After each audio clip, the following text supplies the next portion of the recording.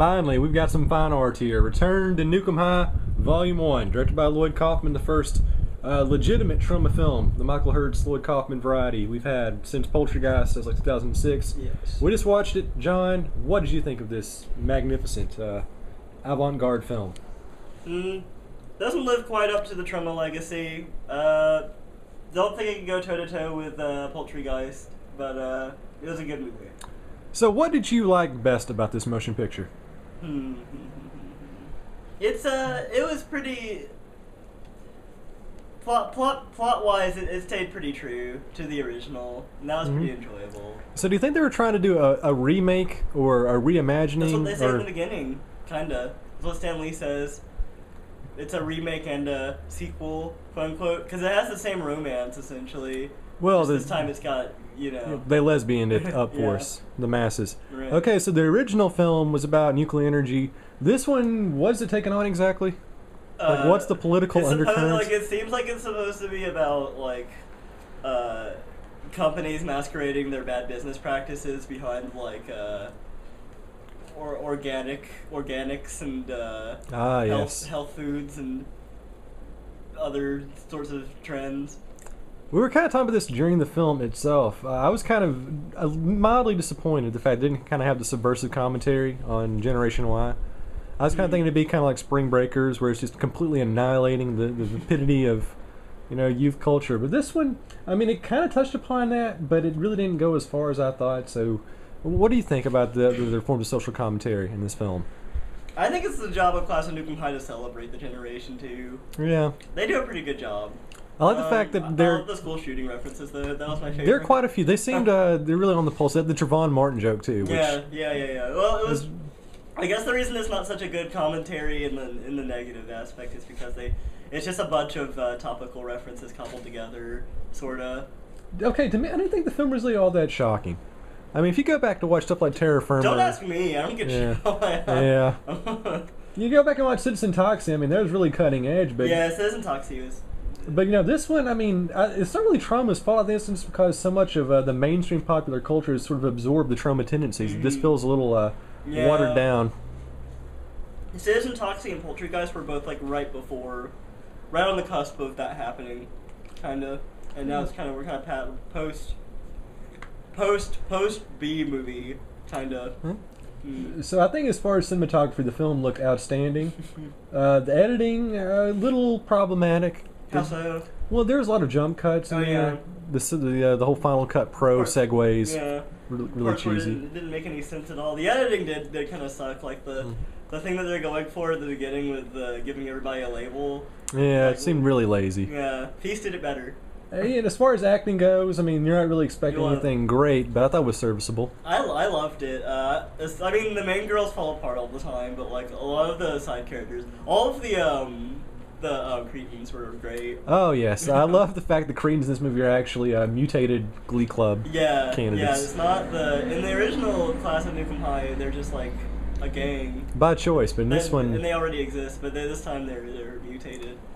Special effects, they're great as always. Cutting edge. Stan Winston would be proud. I don't like that. This movie suffered so from 2010s B movie trappings, the After Effects explosions everywhere and stuff like that. I'd rather just have it be like it used to be. Yeah. When the guy's eyes are exploding. I'd rather just be really cheap prosthetic gore than bad.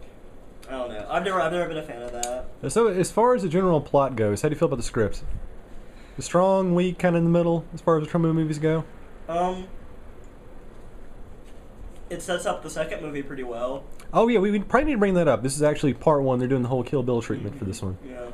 So it is an event film. It does a really good job of setting up the second movie, but like I said, the ideas that it represents are all over the place. Yeah. And if part two could be a more cohesive sort of thing, and that doesn't, it's just spread so thin in the first movie, and you've got the whole scene with the dog and the subplot about her having the duck stuck in her throat. The duck gets top billing in the film. Yes. Quite literally. Yes.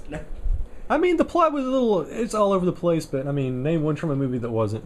Yeah. I think comparatively, Well, I don't think it's as good as Poultrygeist or Terror Firmer. Most of the classic Troma movies actually stay together pretty well.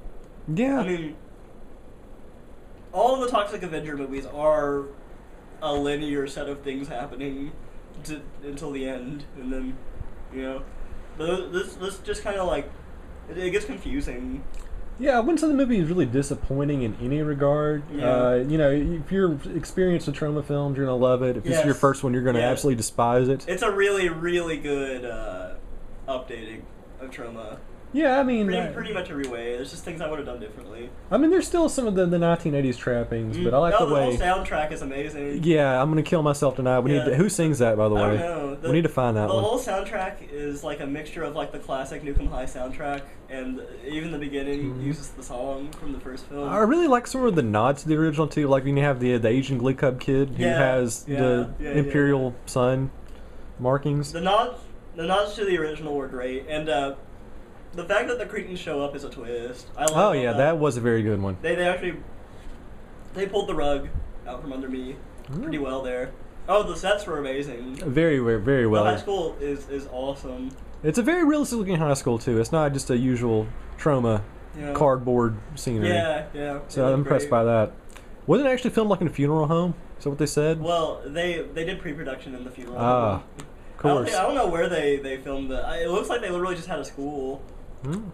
Alright, so as far as we haven't actually done a review of a DVD itself in a while, but we get a lot of special features on this one. You got audio commentary, you got Lloyd Kaufman doing commentary. What else? We got special effects. We have let's see. Going on the list, we have a featurette about the casting of the movie, documentary about the pre-production, documentary about the special effects, a little plug-in for Troma.